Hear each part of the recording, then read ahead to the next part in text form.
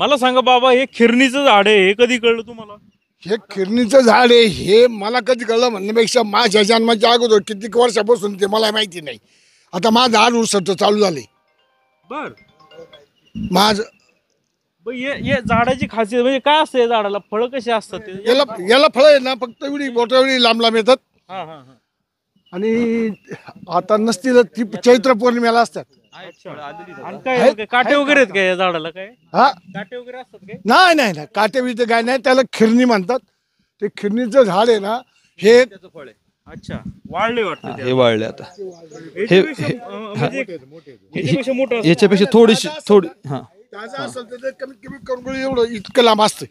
हा हा. हा बर. इतकं लांब असतं आज करंगुळी एवढं लांब. ते काय खाल्लं जातं का? काय असतं ते? अहो लय खायला लय भारी. साखरेपेक्षा गोड. बर. साखरेपेक्षा गोड आहे ती. लोकांना माहित नाही. मग इथं नाही नाही लोकांना माहित नाही नाही, आता इथल्या लोकांना माहिती आहे, हा पण आम्हाला माहित नाही. हा तुम्हाला माहिती मी नाही. पहिल्यांदाच पाहतोय मी. नाही नाही हे फक्त दोनच झाड आहेत. एक कडेपाठारला आहे आणि एक इथे. ही झाडं कुठेही उपलब्ध नाहीत. आणि फार लोकांनी याच्या बिया घेऊन लावायचा प्रयत्न केला का हे उगू शकतं का, ते अजूनपर्यंत पॉसिबल कोणाला झालेलं नाही. अजून एक वैशिष्ट्य म्हणजे आमच्या गावात अनेकांनी लावायचा प्रयत्न केला. खूप प्रयत्न केला, कारण की बी जी पडते, लोक याचं जे फळ आहे ते खातात, त्याची जी बी आहे ती घरी जाऊन बऱ्याच जणांनी त्याचं उगवायचा प्रयत्न केला, पण अजूनपर्यंत झालेलं नाहीये. दुसरी एक गोष्ट, उगवतं का थोडं तरी? अजिबात नाही, काहीच नाही, काहीच नाही. 72 साली एक फोटो होता आमच्याकडे, फोटो आहे आमच्याकडे अवेलेबल. हा. त्या फोटोमध्ये झाडाची उंची एवढीच आहे याच परिस्थितीमध्ये, आणि आज तागायत देखील याच परिस्थितीमध्ये झाड आहे. त्याची वाढ पण नाही, तेवढंच आहे. तुम्ही इकडे साहेब कॅमेरा लावा. ही जी फांदी आहे, ही जी फांदी आहे, एक मिनिट. हा. ही जी फांदी आहे, ती काय कापली होती का? नाही ऐका ना, ही तीच फांदी आहे का? ही फांदी पूर्वी थोडीशी मोठी होती. पूर्वी त्यावेळेस खंडोबा महाराजांना नैवेद्य म्हणून त्यावेळेस बकरे कापले जायचे, फार जुन्या काळी. हा त्यावेळेस इथे बकरू कापल्याच्या नंतर ही जी फांदी आहे हीच वाळली गेली. अख्खं झाड तुम्हाला आता हिरवगार दिसतंय, हीच फांदी वाळली गेली. ही बरीच मोठी होती, पण एक 17-10 वर्षापूर्वी कोणत्या तरी गाडीने माल खाली होत असताना गाडीचा धक्का लागून ही फांदी अर्ध्यातून तुटली गेली. परंतु तेव्हा म्हणजे ज्यावेळेस बकरू कापलं गेलं त्यावेळेस लोक म्हणायचे, तेव्हापासून काय ह्या फांदीला परत कोणती म्हणजे पान लागलं नाही. म्हणजे हे पवित्र झाड आहे असं म्हणता येईल.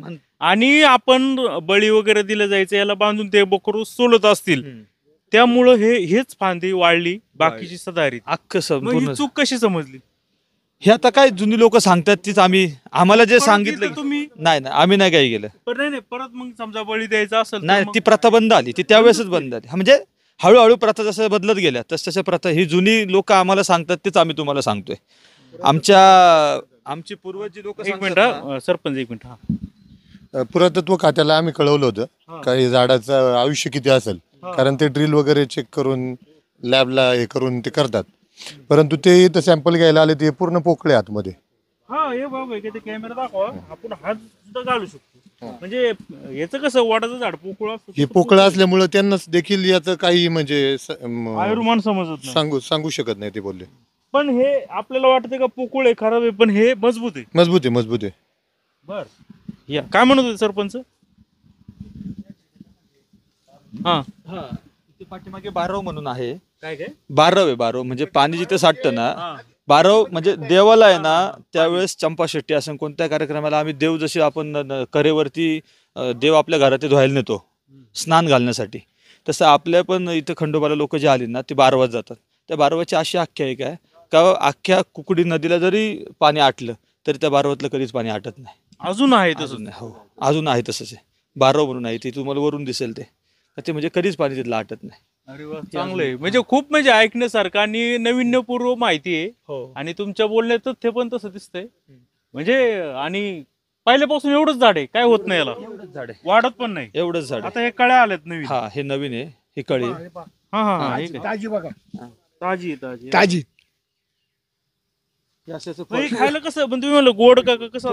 थोडस आता ऍक्च्युली कसं आहे, चिकट असतं थोडस. आपण जसं शिंदाडाचं झाड बोलतो त्याला कसं असतं त्यासारखे, पण थोडस चिकट आहे ते, चिक्कूच. मोठा चिक्कू कसा आहे तसा हा मिनी चिक्कू, एकदम छोटासा असं खिरणीच झाड आहे. आणि याची पानं पण चिक्कू सारखीच आहे बघा. काय याचं संशोधन करायला लोक येतात का नाही बा येतात खूप लोक येऊन पुरातत्व विभागातून. शेवटी देवाची महिमा आहे, अजून कोणी शोध नाही लावू शकलो. कमाल आहे ना, याचं बी आपण लावलं तर हे उगवत नाही आणि इथं कसं काय आलं हे तुम्हाला पण माहिती. आम्हाला पण, बरोबर. आमच्या जुन्या पिढ्यांना पण माहिती नाही. एका रात्रीत उगवलं आम्हाला एवढंच सांगितलं ते. जी लोक एका रात्रीत उगवलं सांगतात याचा अर्थ त्यांना पण ती गोष्ट माहीत नाहीये. हजारो वर्षाचं हे असू शकतं. असू शकतं.